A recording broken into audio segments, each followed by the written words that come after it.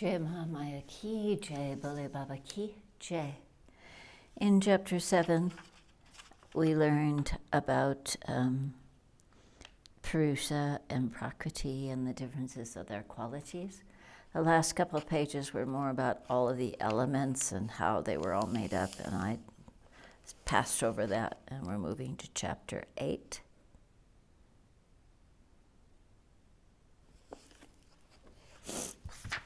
Brahma said, "O Narada, I have described to you what you asked just about the creation of the universe. Now hear with attention the color of the three qualities as well as their configuration and how they are seen to exist. The Sattvic Guna is the source of pleasure and happiness, and when happiness comes, everything seems delightful.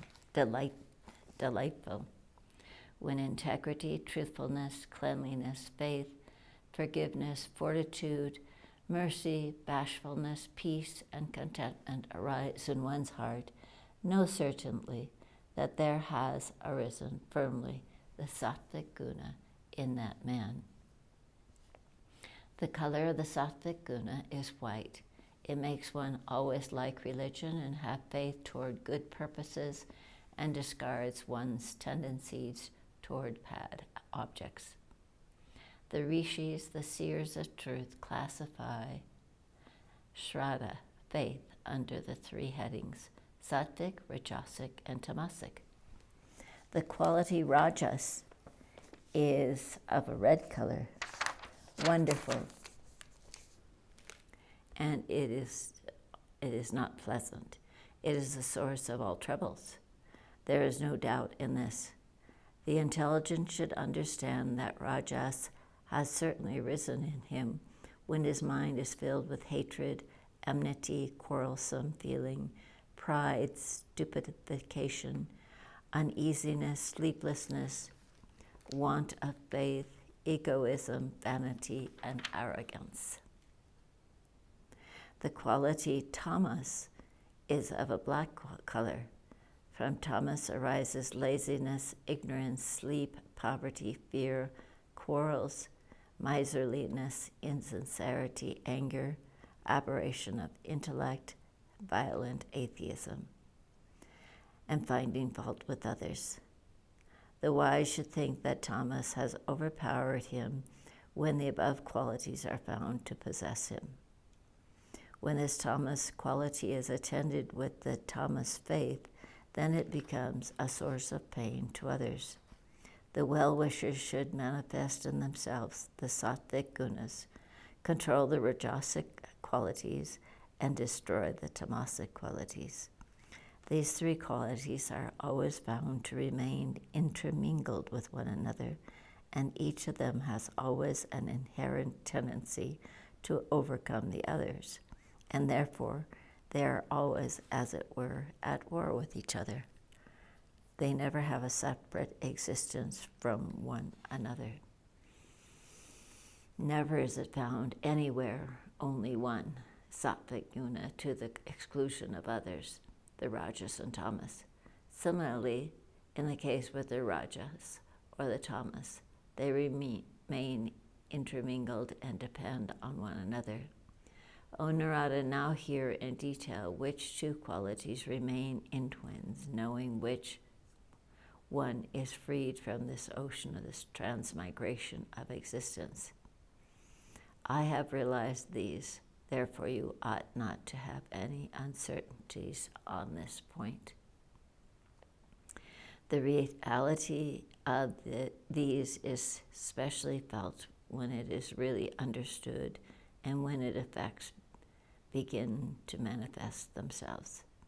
O high-minded one, no one is able to realize these at once. It requires to be heard and then meditated upon.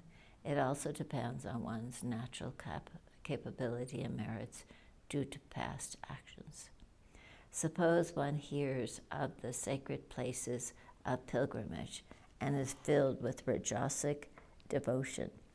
He goes out to these places and sees what he had heard before. There he performs his ablutions, makes offerings, and and the Rajasic gifts stay there for some time. But all this he does under the influence of the Rajasic quality. And when he comes back home, he finds himself not free from lust, anger, love, and hatred. He remains the same that he was before. Therefore, in this case, O Narada, a man hears, but he does not realize the purifying effects of those holy places. O Narada, when he does not find any benefit from the holy place of pilgrimage, it is equivalent to his not at all hearing of the place.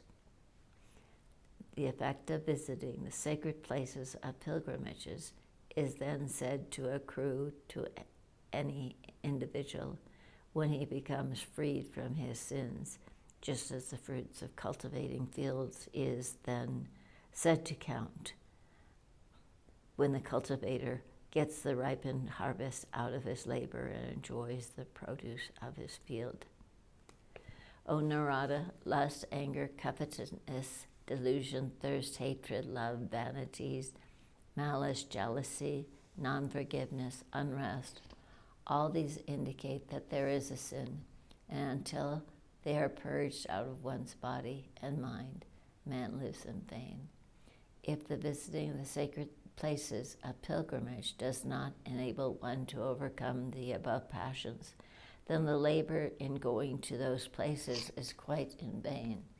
Those labors merely are the results, just as the toil only undergone by the cultivator is, if that's his only result, and is not met with any reward when there is no harvest at all.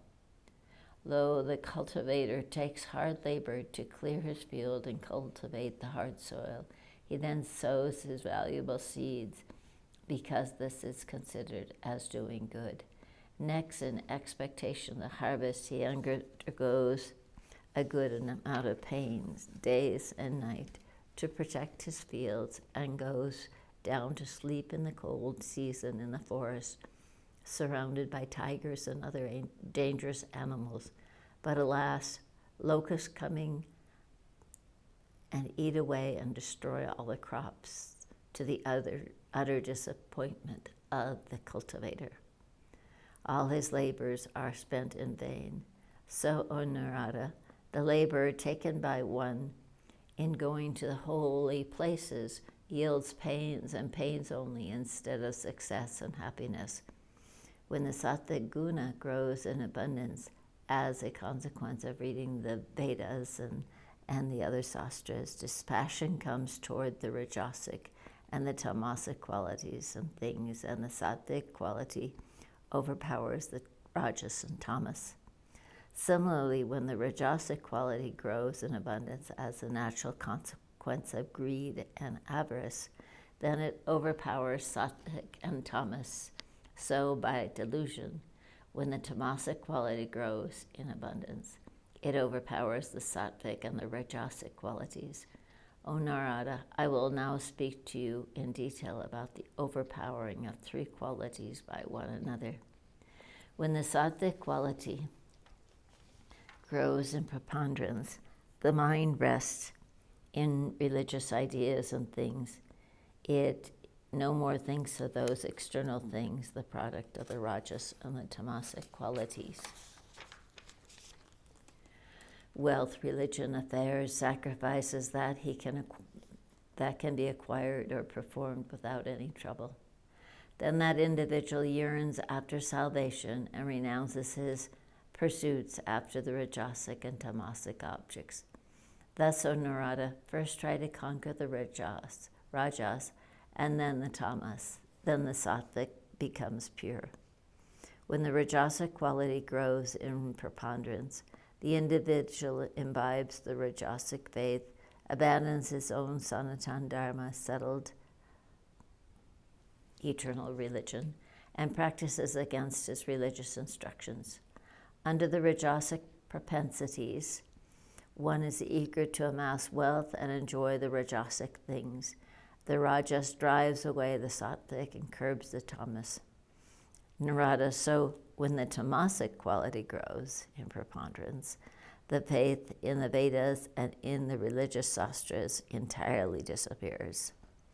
Imbibing the tamasic faith, the individual squanders away his wealth and is always engaged in quarrels and petty feelings, envy, violence, and never enjoys peace. The individual with tamasic quality in excess overpowers the rajasic and the sattvic qualities and becomes angry, wicked, and a great cheat, and does everything as he likes without any regards to his superiors. Narada, thus you see that of these three qualities, no one can remain entirely alone, free from the other qualities. These remain always in twos or threes. The sattvic can exist without the rajas. The rajas can never exist without the tamas, and those two qualities can never exist without tamas. Again, tamas cannot exist without rajas and sattvic. Those qualities act and react always in twos or threes. They never exist separately. They live in pairs of threes and are the originator of every other. These qualities are of the nature of procreating things, in other words. Sattvic originates the rajas or tamas. Again, the rajas originates sometimes sattvic and tamas. Again, the tamas sometimes originates sattvic and rajas. Thus they generate each other, as the earthen pots and the earth are their mutual causes. Devadatta, Vishnu Mitra, and Yagyadatta, these three united perform any action. So these three qualities united reside in the buddhi, the intellect, of the jivas, and generate their sense perceptions. Just as the husband and wife get into a couple, the qualities get into couples. The sattvic with raja forms the couple, rajas sattva. So sattva rajas forms another couple where the sattvic predominates. So sattvic and raja forms with tamas the other couples. O Vedavyasa, Narada said, now speaking to Vedavyasa, hearing thus about these three qualities from my own father, I asked him again these questions. Thus ends the 8th chapter of the Mahapurana Srimad Devi Bhagavatam, containing the description of the three gunas of 18,000 verses by Maharishi Vedavyasa. Mahamaya Mata Ki Jai, Hare Kandeshwari Mata Ki Jai, Bole Baba Ki Jai.